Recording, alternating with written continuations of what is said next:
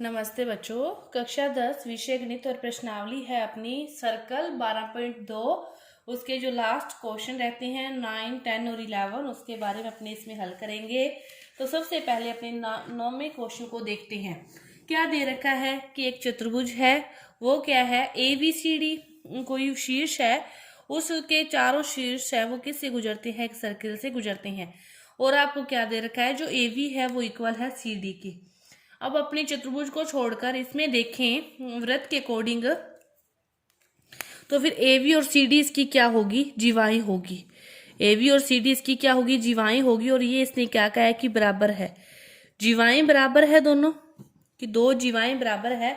तो एक ही वृत्त है और उसमें यदि जीवाएं बराबर होती है कि जीवाएं बराबर होती है तो उन जीवाओं के द्वारा फिर जो चाप बनता है वो चाप भी क्या होता है, बराबर होता है। चाप क्या होता है, बराबर होता है। समान जीवाओं के द्वारा जो अंतिम चाप है वो समान होता है। अब जीवाएं बराबर है तो ABCD, तो इसका क्या मानने, फिर अपने AB का जो चाप है ये वाला और CD का जो चाप है ये वाला क्या होगा, बराबर होगा। कि चाप AB बराबर होगा चाप CD के, क्योंकि ये बराबर है तो चाप बराबर है।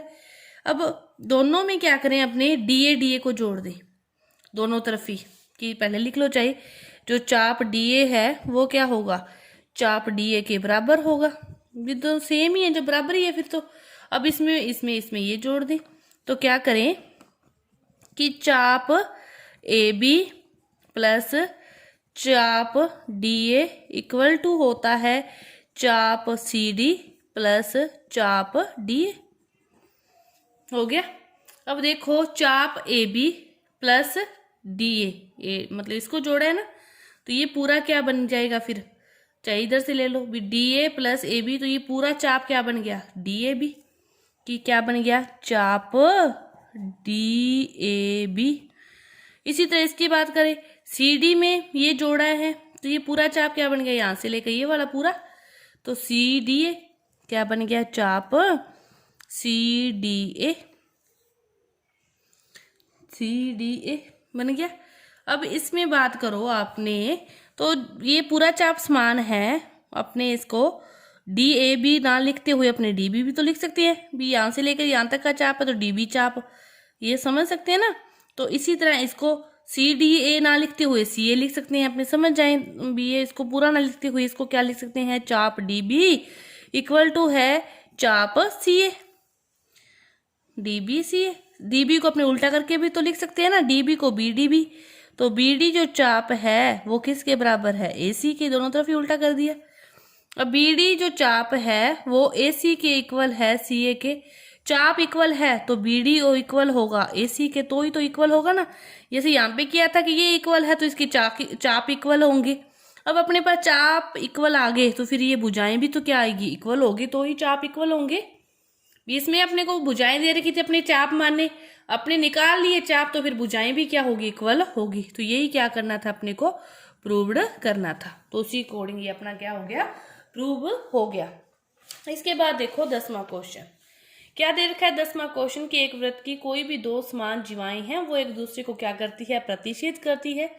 सिद्ध करने हैं कि एक ही जीवा के जो क्रमित भाग हैं वो दूसरी जीवा के जो संगत भागों के क्रमशः क्या होंगे, बराबर होंगे। कि ये दोनों प्रतिच्छेद करती है तो AE इक्वल आएगा, ये कह रहा है CE के, और ED इक्वल आएगा BE के। ये आपको प्रूव करना है। तो देखो इसको प्रूव करने के लिए क्या करते हैं, सबसे पहले केंद्र से दोनों पर लंब डाला। केंद्र से जीवा पर जो लंब डालता है उसको दो समान भागों में विभाजित करता है। ये आपको पता है कि AL इक्वल होगा LV के। इसी तरह CM इक्वल होगा MD के, CM इक्वल होगा MD के, दोनों इक्वल होंगे। अब अपने इस त्रिभुज की बात करें OL और OME, दोनों त्रिभुजों की बात करें, दोनों को समरूप दिखाएं तो कैसे दिखाएंगे, देखो कि एक तो ये वाला जो दो समान जीवाएं हैं दोनों, तो केंद्र से दूरी क्या होगी, समान होगी। OL बराबर होगा OM के, कि जो OL है वो बराबर होगा OM के, क्योंकि ये क्या है, समान जीवाएं हैं तो उनकी केंद्र से दूरी क्या होती है, फिर समान होती है। ठीक है। दूसरी बात OE बराबर OE, क्योंकि ये कौन सी भुजा है, उभयनिष्ठ भुजा है, OE बराबर OE, क्या है, उभयनिष्ठ भुजा है। तो फिर ये दोनों त्रिभुज क्या हो गए, समरूप हो गए कि त्रिभुज ओ एल ई समरूप है त्रिभुज ओ एम ई। दोनों त्रिभुज क्या हो गए, समरूप हो गए कि दो तो बराबर है ही है। तो फिर एल एम क्या हो, एल ई क्या हो जाएगी, एम ई के बराबर हो जाएगी कि जो एल ई है फिर वो क्या हो जाएगी, एम ई के बराबर हो जाएगी। दो भुजाएं बराबर है तो तीसरी भुजा बराबर होगी। समरूप है तो उनके समानुपातिक जो भुजाओं का अनुपात होता है वो क्या होता है, समान होता है समरूप होने के बाद। तो ये तीसरी बराबर आ गई क्योंकि ये क्या हो गए, समरूप हो गए, इसलिए तीसरी आ गई। अब ये आ गई तो अब क्या होता है, अपने को क्या दे रखा है कि ए एल बराबर है एल बी के, दोनों समान है, ये समान भागों में विभाजित होगी। तो ये इसके भी तो बराबर होगा कि जो ए एल है वो बराबर होगा सी एम के, कि दोनों समान भुजाएं हैं। केंद्र से जो इस पर लंब डलता है उसको दो समान भागों में विभाजित करेगा कि ये भी 10 है, ये भी 10 है, ये लंब डला तो ये भी 5 होगी, इधर वाली 5, ये भी 5, ये मतलब ये इसके भी बराबर है ना। अब इनकी क्या करें, इन दोनों को ऐड कर दें तो A L plus L E equal to C M plus M E. A L और एल ई को इक्वल किया तो ये क्या बन गया, ए ई। इसी तरह C M plus M E को इक्वल किया तो ये क्या बन गया, सी ई। ए ई जो बराबर आ गई सी ई के, इतनी भुजाएं बराबर आ गई तो शेष जो बच गया फिर एक ही भुजा है, समान भुजा है, तो फिर इसी चूंकि फिर वो जो बच गई ई डी वो भी बराबर होगी बी ई के, होगी ना। ये आपका क्वेश्चन नंबर 10वां। इसके बाद देखो लास्ट क्वेश्चन 11वां, कि सिद्ध कीजिए कि दो समांतर जीवाओं के मध्य बिंदुओं को मिलाने वाला रेखाखंड वृत्त के केंद्र से होकर गुजरता है, वृत्त के केंद्र से होकर गुजरता है, ये सिद्ध करना है। तो देखो इसको सिद्ध करने के लिए दो समांतर जीवाओं के मध्य बिंदुओं को मिलाने वाला रेखाखंड, कि ये दोनों समांतर जीवाएं हैं, इनके मध्य बिंदुओं को मिलाने वाला रेखाखंड है। तो पहली बात अपने को पता है कि केंद्र से दोनों का मध्य बिंदु जो होगा, केंद्र से जो लंब डालते हैं वो जीवाओं को क्या करता है, दो समान भागों में विभाजित करता है, वो तो अपने को पता ही पता है।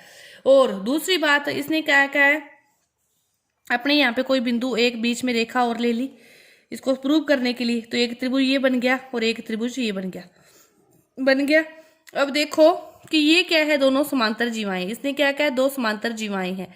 दो समांतर जीवाओं को एक जीवा और काटे तो ये वाला जो बनते हैं कोण, इन दोनों कोणों का योग कितना होता है, 180 डिग्री। कि कोई भी दो समांतर जीवाओं को एक जीवा कोई भी कुछ काटते हैं तो उनके आंतरिक कोणों का योग कितना होता है, 180। और फिर ये दोनों होगी तो इसकी बात करें, ये भी तो इसके समांतर ही खींची है, तो ये वाला जो कोण होगा वो किसके बराबर होगा, इसके, ये वाला इसके, तो ये वाला इसके आ जाएगा। इधर तो कोई कोण बन नहीं रहा, वैसे इसी की बात करें ये वाला कोण होगा जो मतलब जेड आकृति बन रही है, ये वाली, ये क्या हो जाती है, एकांतर कोण, ये इसके बराबर है, ठीक है। अब इसकी बात करें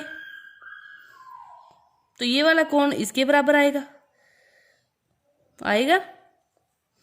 तो फिर एक त्रिभुज है ये पूरा, ये वाला, इन दोनों का कोणों का योग अपने कह रहे हैं कि 100, इन दोनों कोणों का योग कितना आ रहा है, 90, क्योंकि ये इसके बराबर ये इसके बराबर है, इन दोनों का 180 था तो ये 90, तो ये कितना बच गया, 90। इसी तरह इन दोनों की बात करें कि ये दोनों क्या हैं, बराबर हैं, कि जेड आकृति बन रही है, ये आप तीन रेखाएं हैं, एक रेखा ऐसे जा रही है, एक ऐसे जा रही है, ठीक है। ये वाला कोण इसके बराबर, ऊपर वाले के, इधर वाला कोण इसके बराबर, क्योंकि एकांतर कोण बन गए, जेड आकृति में बनने वाले कोण एकांतर कोण है। तो फिर इसके अंदर वाला जो बचेगा जो कोण और इधर वाला कोण, ये त्रिभुज है, एक त्रिभुज के तीनों कोणों का योग 180, इसका भी 180, ये वाला इसके बराबर आ रहा है, ये 90 डिग्री इसके बराबर आ रहा है जब, तो फिर इन दोनों कोणों का योग कितना हो जाएगा, 180 डिग्री। ये बच गए, ये ऊपर वाला भी 90 बच गया, नीचे वाला भी 90 बच गया, दोनों का जो कोण आएगा 180, और 180 डिग्री का जो कोण बनता है तो फिर वो कौन सी रेखा होती है, सरल रेखीय रेखा होती है।